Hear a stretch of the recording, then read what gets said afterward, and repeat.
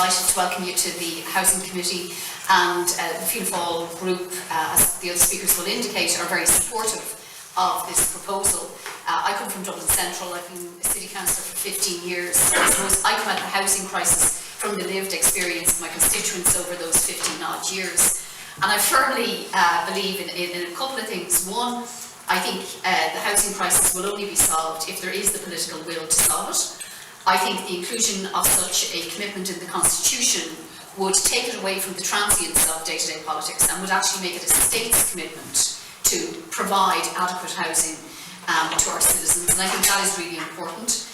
And I think it is only when there is that strong commitment that it will become something that is perpetuated, which is what we need it to be. I think that in including it in the, I'm not a constitutional lawyer by any stretch of the imagination, so I'll defer to those with much greater knowledge, but I do feel strongly that traditionally and historically everything is weighted towards the rights of private property, and that is understandable. And not to take away from that, I think we should use this as an opportunity, though, to assert the state's commitment to people's human rights and to their rights as individuals to achieve their full potential. And you mentioned the COVID-19 pandemic.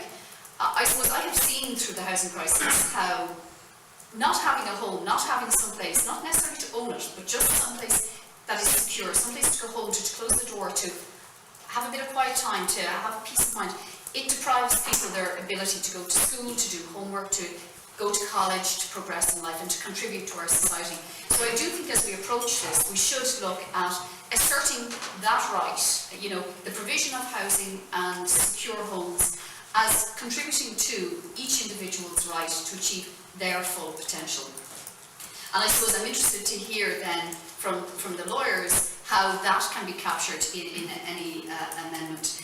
And I suppose just also I'd like you to talk a little bit about, from my understanding, there's very limited examples internationally of this in constitutions, but I'd like you to talk a little bit about that, how it has worked, if it has worked, and how that can be demonstrated. But thank you all for your engagement, and really look forward to working with you to having this delivered as part of the work in the next 4 years of this government.